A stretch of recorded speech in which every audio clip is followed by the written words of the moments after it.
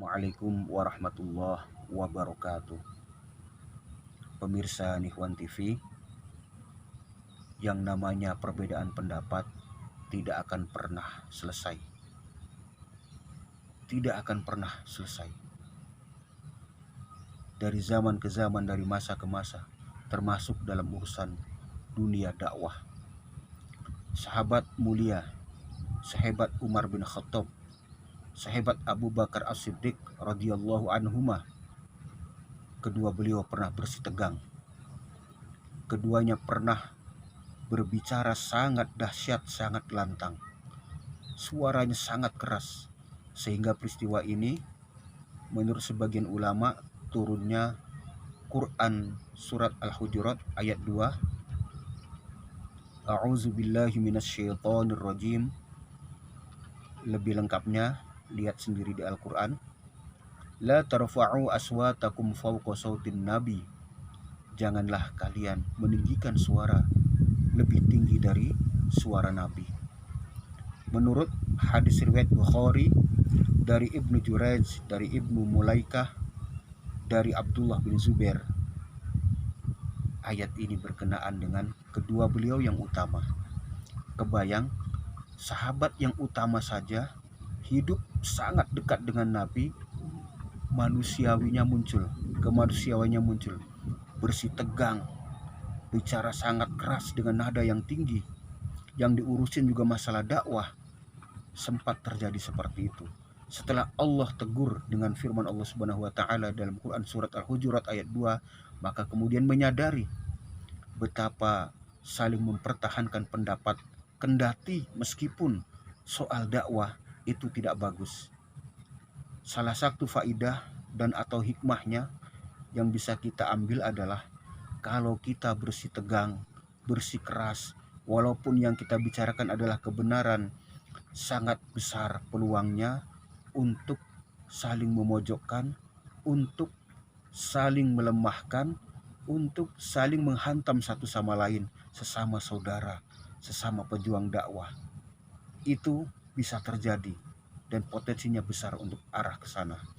Maka beribroh, mengambil pelajaran dari Abu Bakar As-Siddiq dan Umar bin Khattab, kita faham setelah bersih tegang kembali kepada Allah Subhanahu wa taala, kembali kepada Rasulnya Nabi Muhammad sallallahu alaihi wasallam.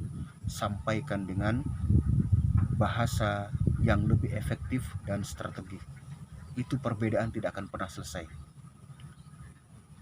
Menurut Dr. Kiai Haji Saiful Islam Mubarak LCMAG, beliau pernah berceramah kira-kira seperti ini. Perbedaan antara imam madhab yang 4 itu, diantaranya perbedaan antara Imam Syafi'i dan Imam Hambali, yang notabene-nya adalah guru dan murid, itu tidak kurang dari 300 perbedaan pendapat di bidang furu'iyah, di bidang cabang. Apakah mereka saling gontong-gontokan kedua beliau ini? Apakah antara guru dan murid ini saling menghantam satu sama lain, saling memojokkan? Ternyata tidak. Bahkan di antara Imam Syafi'i dan Hambali saling mendoakan. Doa-doa sangat mulia dalam doa-doa yang dipanjatkan oleh kedua beliau. Ya Allah, ampunilah Syafi'i, ampunilah Hambali, begitulah sebaliknya. Untuk sama-sama bersinergi dalam dakwah. Insya Allah kita bisa kok bersinergi. Saling membantu, saling menguatkan, bisa dari sisi yang kita bisa. Menurut Gus Baha bisa kita lihat dalam beberapa sumber, beliau menginformasikan soal wayang umpamanya. Sunan Giri termasuk yang tidak setuju dengan wayang digunakan sebagai ladang dakwah, sebagai sarana dakwah, sebagai metode untuk berdakwah. Sunan Kalijaga sebaliknya, beliau berpendapat bisa digunakan untuk sebagai sarana dakwah, untuk alat yang efektif pada masanya. Keduanya berbeda pendapat. Sunan Giri pernah mengharamkan wayang karena pada waktu itu wayang berbentuk semacam boneka orang, boneka manusia, sehingga dianggap tidak patut karena dianggap sempurna bernyawa. Lalu kemudian Sunan Kudus menengahi dan mencarikan solusinya yang tepat, yakni wayangnya dirubah menjadi pipih, menjadi gepeng, menjadi tipis, sehingga boneka wayang ini, wayang berbentuk wayang kulit, itu tidak bernyawa, dalam arti tidak sempurna sebagai gambaran manusia yang utuh. Itu bisa dijadikan ladang dakwah. Nah, solusi seperti ini yang kita cari. Jadi kalau ada tokoh A, tokoh B, sesama pegiat pendakwah, kalau kemudian terlanjur panas, terlanjur saling semacam membanggakan diri atau merasa benar, kita ambil contoh dari kasus Abu Bakar As-Siddiq, Umar bin Khattab, dan juga di Imam Syafi'i, Imam Hambali, dan juga Sunan Giri dan Sunan Kalijaga. Setelah menyimak, mendengarkan bersama, mendiskusikan bersama, akhirnya ada solusi yang bisa diraih, bahwa bisa bersinergi dan saling menghormati satu sama lain.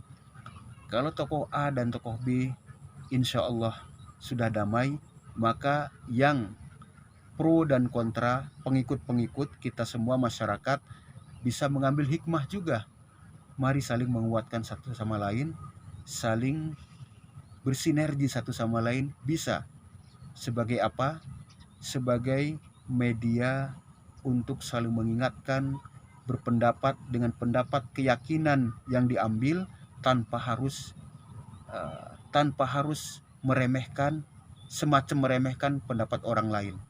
Boleh jadi di hadapan Allah Subhanahu wa taala semua pendapat adalah benar sepanjang memang ada dalilnya, sepanjang ada argumennya. Maka kita ingat dulu pesan Kiai Haji Zainuddin MZ, dakwah itu mari kita saling mengajak, bukan saling mengejek. Pakai argumen, bukan pakai sentimen. Saling merangkul, bukan saling memukul, dan seterusnya dan sejenisnya. Ya, namanya hidup lah, pasti ada perbedaan pendapat. Paling tidak latar belakang pendidikan yang berbeda, latar pengalaman sosial sebelum-sebelumnya berbeda, pastilah dalam alinea kesimpulan ada perbedaan-perbedaan pendapat. Dan di tingkat khilafiyah, di tingkat cabang, di tingkat furu, di tingkat pengambilan metode, maka mari saling menghargai, saling menghormati satu sama lain. Semoga Allah membimbing kita semua dan kita hidup dalam keberbedaan pendapat dengan berpegang pada keyakinan yang kita anggap benar, pilihan yang kita anggap benar, tanpa harus saling menyalahkan dan bahkan saling memaklumi. Tasamuh, saling toleran satu sama lain, dan akan terbangun sinergi kekuatan dalam dakwah meskipun berbeda pendapat. Terima kasih. Assalamualaikum warahmatullahi wabarakatuh.